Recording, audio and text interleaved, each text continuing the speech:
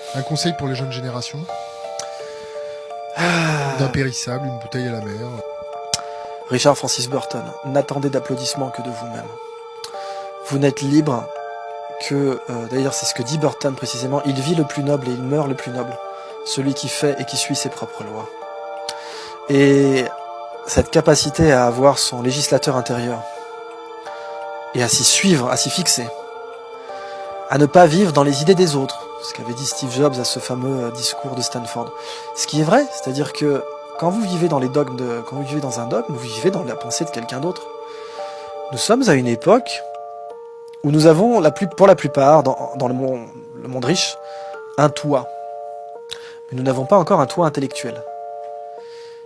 La capacité à construire sa propre maison est un moyen d'émancipation. Mais la capacité à construire sa propre maison intellectuelle l'est encore plus.